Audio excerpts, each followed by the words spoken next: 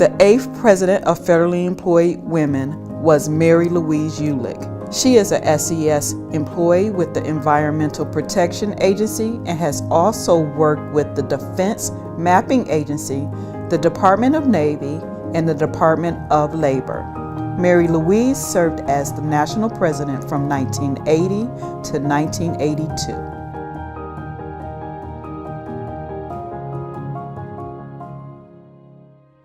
I got involved with federally employed women back in 1969, 1970. I was a 23-year-old government employee, and I was taken under the wing of Fred and Barbara McGarry. They were a couple. He worked at the Navy Oceanographic Office and Personnel where I was. His wife worked at IRS. They didn't have any children, and they sort of adopted me. And we even carpooled together, Fred and I. And they said, you know, there's this new organization, FEW, and we joined. They were charter members, and you need to come along. And the first chapter of FEW met at the Treasury Department cafeteria.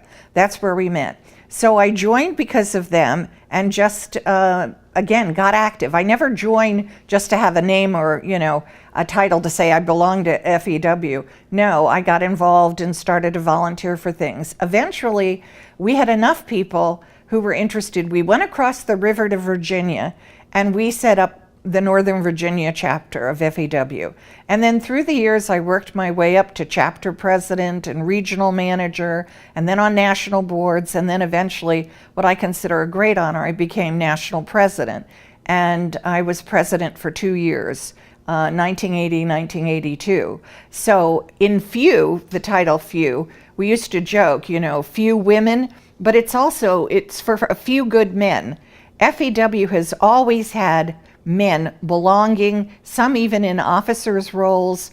Not all men are against women equality, just like not all women, unfortunately, are for women's equality. So you have to take each person individually. But FEW has been always supportive of equality for everyone. We used to say we don't discriminate. So if men wanted to belong and be supportive of our aims of advancing women, we said, come on, we're glad to have you.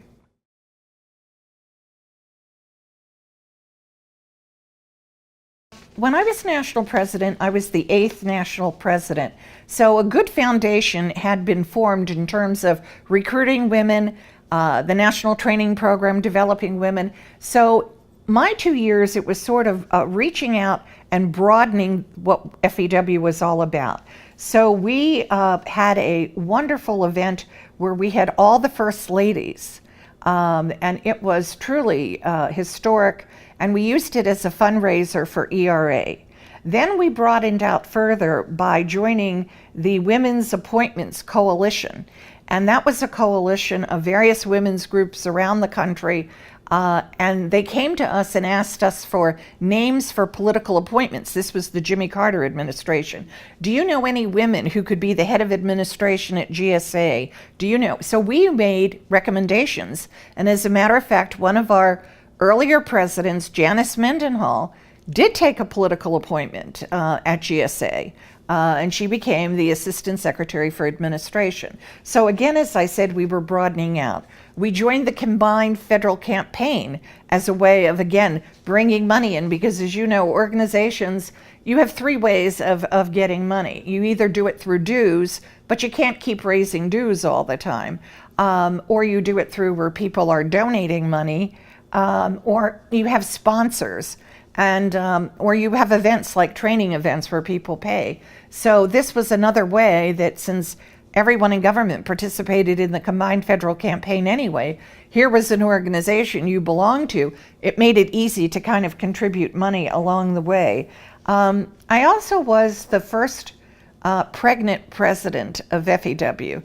Say that 3 times, that's hard to say. As far as I know, was and am the only one who was ever pregnant.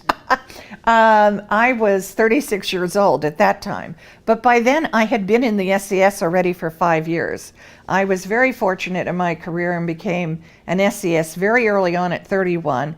And when you're at SES and you're the boss, you really have control over your schedule. You can do a lot of things. The first year that I was president was under Jimmy Carter. And I had such support. It was unbelievable. I could, visit chapters, do whatever I needed to do. And as a matter of fact, that year is the year I started to work on having Hawaii host the National Training Program. And we did. It was very successful. That was 1982. I took my 1-year-old daughter to that conference and my husband. Talk about support. You can't do these things without support of, children or spouses or significant others. And we went to Hawaii to celebrate because we had women from Japan, from Okinawa, from the Philippines, from all the islands, military women too. They would come in small numbers, but we were always having them on what they call the mainland. This was the first time we had it away. And so it made, in those days, we were still getting 2,000 and 3,000 people to these conferences, including Hawaii. So that was a big thing. My other big sort of achievement was I also was the first president to officially travel to a foreign country. And I went to Panama. And it was very interesting because the Panamanian government took over the canal. And I was a guest of, our State Department and the Panamanian government. And my partner for the evening, my host, was Colonel Noriega, the very infamous, later became General Noriega.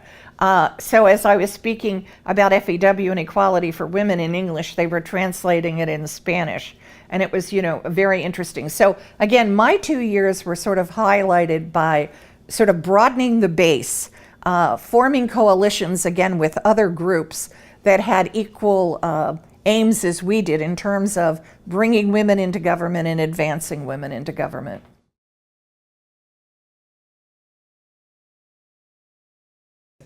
Well, the Chinese have a saying or a curse, may you live in interesting times. My second year as president, contrast that with Jimmy Carter. The second year was Ronald Reagan. He became president. And as a matter of fact, I will never forget, I was walking down the hallways. Now remember, I've been SCS now for 5 years, running a very big part of the Environmental Protection Agency, worked directly for the administrator and so on. And this person said, I bet you're sorry you're in FEW now. The mood changed totally. And so it was bad then. I'll tell you what we did, but it was bad then. But it's nothing compared to what's going on now with the Trump administration. So I'm saying government is cyclical. You have good times, you have bad times. During the bad times, I said no. As a matter of fact, I'm running for re-election in FEW when they said, I bet you're sorry now. I said, no. I thought, are you kidding? No, I stand for what I believe in. It doesn't matter. And so what happened is a lot of agencies cut back on the training. Women were having trouble getting support to go to the national training programs. But again, where there's a will, there's a way. We coalesced and put women together. We rented buses, which was cheap, and we had them go back to their agencies and say, if you give them administrative leave and pay, which was still the best bargain in town like it is today, the training that you get, if you give them the training money to go attend, they'll travel on their own. And so what we did is we got buses, which made it cheaper, people roomed together, and we had, again, a very successful conference. And you just work around the problems.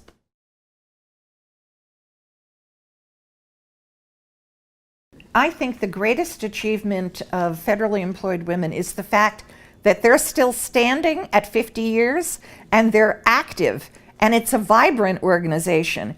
There's a saying that you can't rely on success or failure. In other words, it's cyclical, goes up and down, goes up and down. You have to constantly be working at something.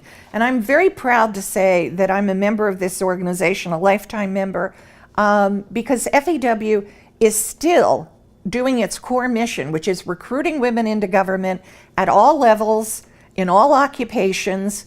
And once we get them there, we don't just leave them and forget them in government. We work to train them through NTP and other things that chapters and regions do so that they're advancing. The same is true with our military women who belong to us. Back in the 76, 80, that's when there was a big push to get women in all kinds of occupations in the military. And now we're seeing that through the movie about the women mathematicians at NASA, people don't realize Sally Ride, the first woman astronaut, she was a civil servant. She was a GS-12 when she started as an astronaut. So we need to publicize all the successes that we've had and keep building on them.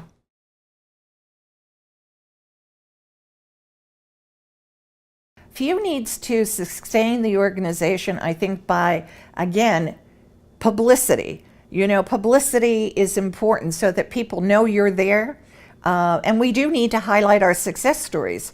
But we also need to highlight the bad news too, so that people know what's going on and the impact that's having. So these agencies that are now preparing for buyouts, if they go to RIF, FEW needs to track how many women have we lost in the federal government? You know, how does that compare to the men that are walking out the door?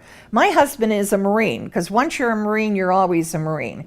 My husband years ago, too, was willing to testify. He did not think we should be having veterans preference forever. You know, fine, veterans preference to help you get in to government. But once you're in, you've been in government 20 years, why should you have veterans preference now against a woman who's also been there 20 years? Disabled vets, that's different. So FEW needs to really look at the HR regulations that are on the books and new ones that they're proposing and comment on them and say, how is this going to impact the women that we have and the women that we want? One thing that I think FEW really needs to concentrate on is the intern program. I do a lot of counseling and speaking at colleges and high schools.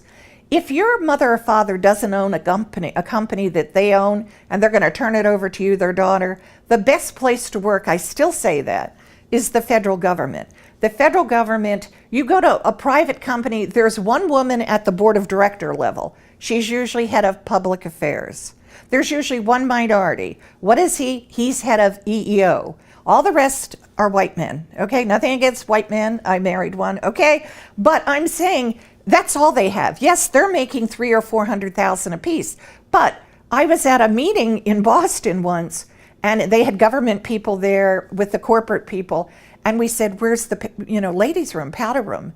You had to go to another floor from the executive level. So what I'm saying to you is, yes, you can always find somebody in industry, one woman higher making money, but that's one woman. Where are the bulk of the women? If you look in the federal government, you are seeing now, you can have a career path, procurement, personnel, you name it. They're GS-13s. Then you get into supervisory positions, management, SCS, special assistant to a political person. You're making, $150,000, $170,000. And there are hundreds of these women, thousands in the federal government. That's why I say we need to put back the intern programs.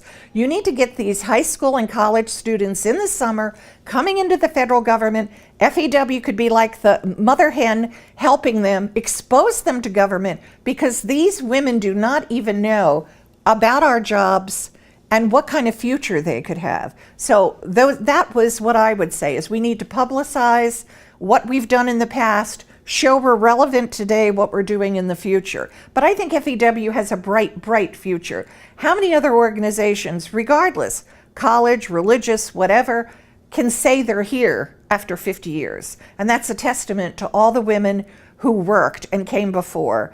And I am so proud of the women today who are taking us into 2017 and 2018.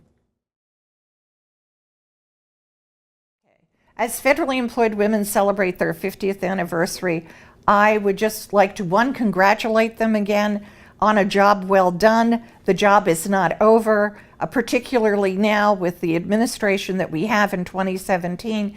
It just shows us, you think you made achievements, but it's not in concrete. It's in sand. If you're not vigilant and keep working at it, it can all disappear. So I want to say to them, yes, congratulations.